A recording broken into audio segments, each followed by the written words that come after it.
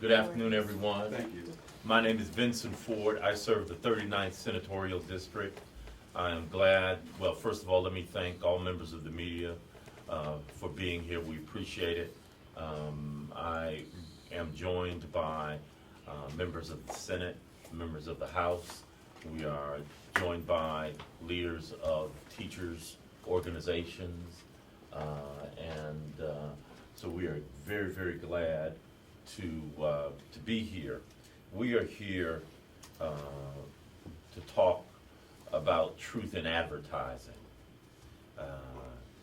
It's been a tough time recently for Georgia's schools and students.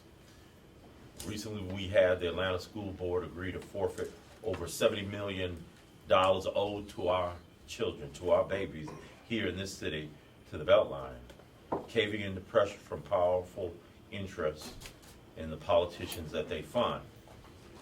Governor Deal and the Republican legislative leadership continue to fail to live up to their obligation under the law to fund our local schools, even as state tax revenues hit record highs, and now they're trying to enshrine those cuts into law in a way that will cut support to 178 of Georgia's 180 school districts, leading to bigger class sizes, program cuts, lower teacher salaries, and more teacher burnout, as well as higher property taxes on our homeowners, many of whom are still struggling to stay in their homes. But today we gather to do something for the benefit of our schools and students instead of doing something harmful to them. We are here to support legislation that I have introduced that I call Truth in Advertising for this fall's referendum to amend the Constitution to create the so-called Opportunity School District. Let me read my ballot language, and I think every member of the media has a copy. It's very simple and very direct. It says, shall the Constitution of Georgia be amended to allow an appointee of the governor to take over local school operations, buildings, and control of all federal, state, and local funding if a school has low scores on standardized tests or any other reason a future legislature may allow. That's direct, that's simple, that's what the bill would do, that's what the referendum would do. When I read the false language, I read that, I almost thought I would vote for it. It's language that is mom and apple pies and the flag. But the people of the state of Georgia deserve to be told the truth. When Georgians go to the polls in November, they deserve to understand what they're voting on when it comes to the OSD. They must understand that if they approve this amendment, they will be turning over the management of the schools that teach our most vulnerable children to distant bureaucrats under the gold dome here where we stand now. These are the same people who've used our public schools as a piggy bank, taking money out with cuts to fund other special favors for the powerful special interests who flood this Capitol with lobbyists every session. Special favors like tax breaks for big corporations, give away to billionaire sports team owners, and other items that put the powerful ahead of the people. And they do it to our kids to whom we have an obligation, a moral obligation, to provide them with the education they need to succeed in the 21st century global economy. That's why I've introduced this bill. The description on the ballot of what this amendment will do should be fair, not government-paid political advertising for the right-wing anti-public school political agenda.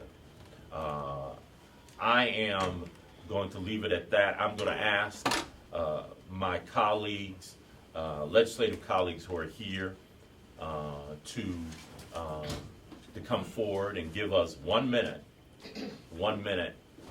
on this very important subject. I'm going to ask my friend and my leader, the Democratic leader in the state Senate, Steve Henson, to come forward and give us 1 minute of his perspective. Thank you. Senator Ford, I think it's very important that you're moving forward with this action. We have seen a lack of dedication to public schools, I feel, in Georgia. Even though we're adding money to the budget this year, there are a lot of challenges that are not being addressed. we feel that the public should be informed on where we are on education in Georgia, but most importantly, when they're asked to amend the Constitution, they should know fully what they're doing. They are not being asked to amend the Constitution to increase funding or to have a guaranteed plan for success in our schools. We've seen the school recovery plan that's being put forth by the governor and will be on the ballot fail in many states. Michigan, it was removed from the process because of corruption.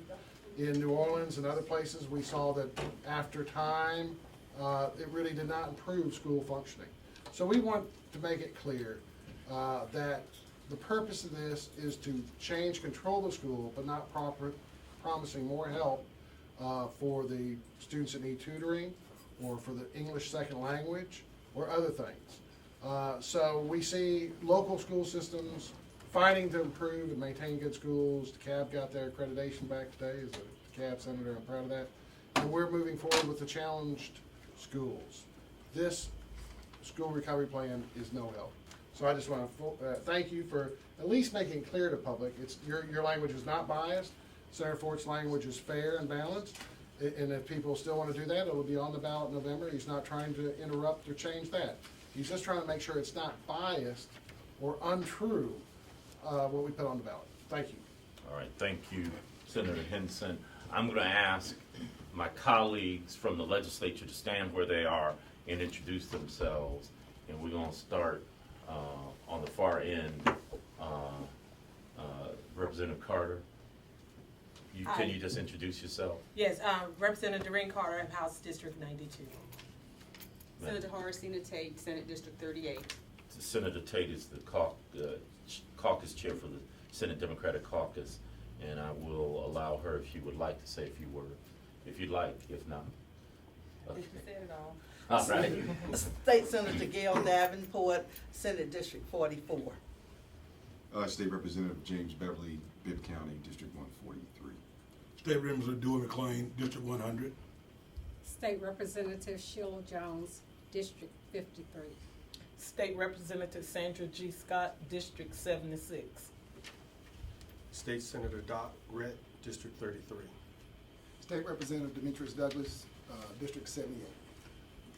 Thank you all. One of the organizations that has been a stalwart defender of public school education and someone we have come to depend on these issues is the Georgia Federation of Teachers. We're going to ask President of the Georgia Federation of Teachers, Vidalia Turner, to come forward. Thank you, Senator Fort, and we want to thank the members of the House and Senate for being here today. What we want the public to know is that the governor's takeover bill, Opportunity School Bill, has a beautiful name, but it is not about improving schools. There is not one education intervention in his bill. His bill is fundamentally flawed because local control will be taken away from boards of education. Also, the bill speaks of taking 100 schools first, but our great-grandchildren will be paying for this legislation if it passes into a constitutional amendment. And the only way the governor can deceive the taxpayers by taking their local, federal, and state dollars is by passing a constitutional amendment. The language is intentionally deceitful. It's orchestrated carefully to misguide the public. We want the public to know that local school funds will pay for these schools' upkeep, repairs, transportation, and that there will be a czar named. We will not elect this particular superintendent if the governor has his way. This will be a dictatorship. This czar will oversee the schools and report only to the governor. We know that there are inequity problems all over the United States. The Organization of Economic Cooperation and Development constantly tells our country that the problem we have deals with inequity. We know that because many of our schools already succeed and they do a great job. And 75% of what children retain is from outside of the classroom experiences. We're so happy that we have wonderful schools in Atlanta, wonderful schools performing all over Atlanta, our capital. For instance, wonderful schools on the north end.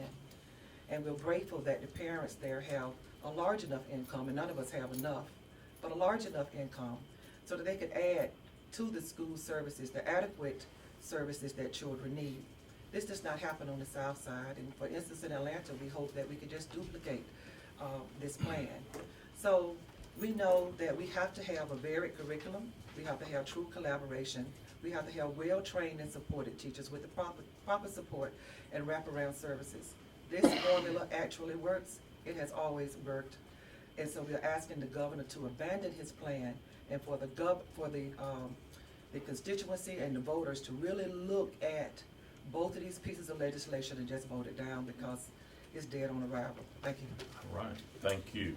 There are two other people that I'm going to ask to come forward very quickly and present, and then we're going to take questions. I have a copy of my statement that I made earlier for the media. We'll hand that out as we take questions. Did I see Rise Up Georgia in the house? Where's Rise Up? Rise Up has been on the front line, the vanguard of resistance to OSD and resistance to the school teardown plan that was announced by Atlanta Public Schools this last week. We're going to ask Rise Up Georgia to come forward. We're going to ask the representative Rise Up Georgia to introduce herself and to take 1 minute to give us the Rise Up Georgia's background on this issue.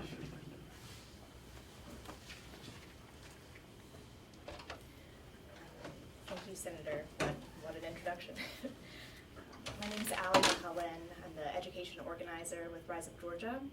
We're a new grassroots community-based organization.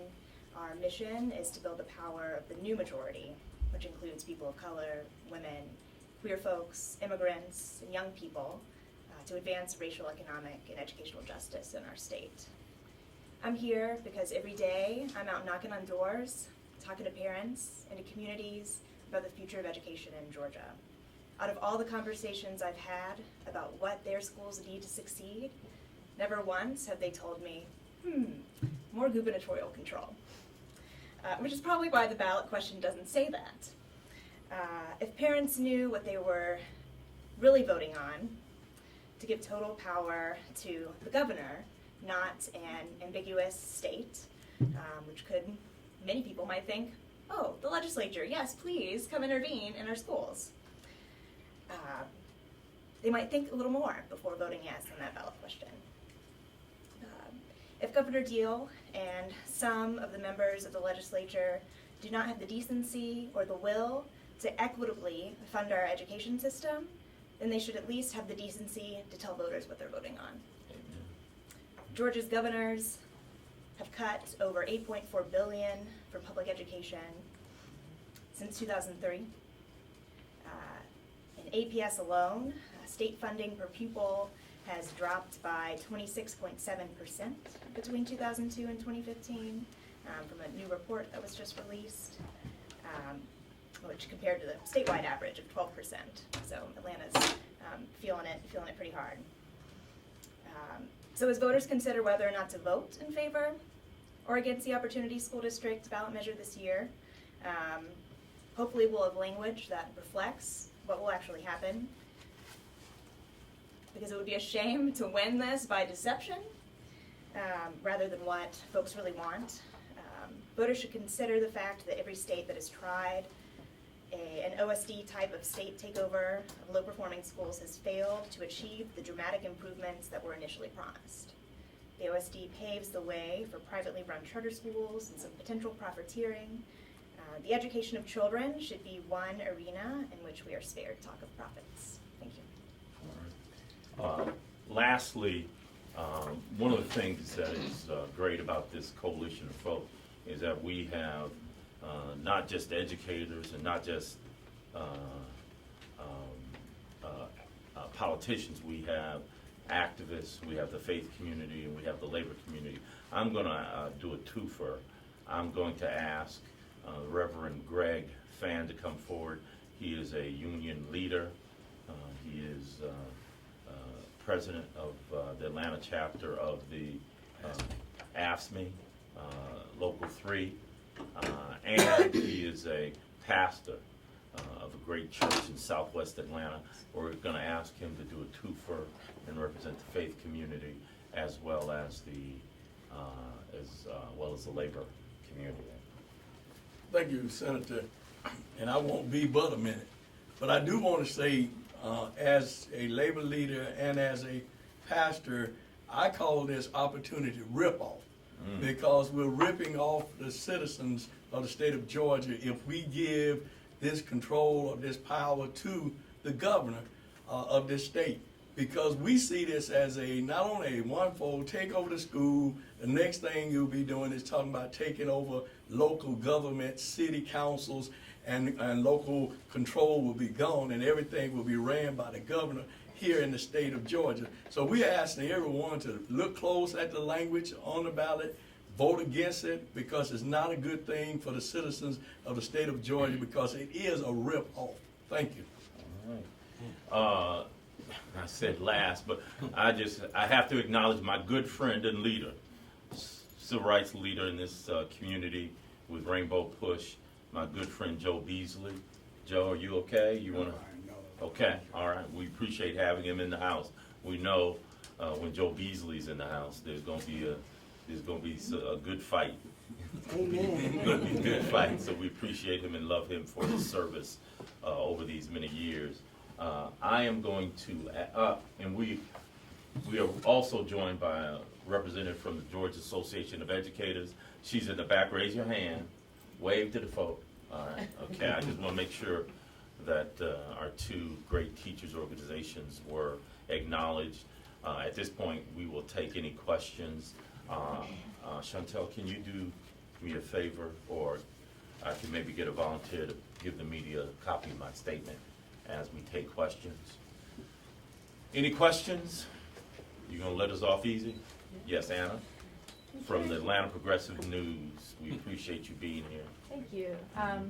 I'm curious if you or any of your colleagues have plans to tackle the enabling legislation as well as this one that addresses the ballot. Thank you. I appreciate you asking that question. We also will be introducing legislation. I don't know if we'll roll it out at a press conference, but we are developing legislation to change the definition of what a failing school is. You know, because unfortunately, the governor's school takeover bill does not include, does not give enough consideration to schools that improve over time. So we do plan on introducing legislation to highlight the need for changes in how failing schools are defined. Two, we're going to introduce just a straight up repeal bill. You know, we're going to keep pushing on this issue because it's, you know, politics is not just about passing legislation, but it's also about educating the public. And we're going to continue to educate the public as opposed to mislead the public. The public is being misled now. They did that 4 years ago with the Charter School Amendment in 2012. They continue to do it because they know if they're truthful with the people, they would lose. Any other questions?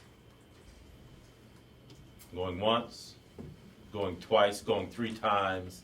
The copies of my statement are available, and if there are any follow-up questions afterwards, we're going to be here for a minute, and then we'll be available by telephone this afternoon. Thank you for being here. Good afternoon.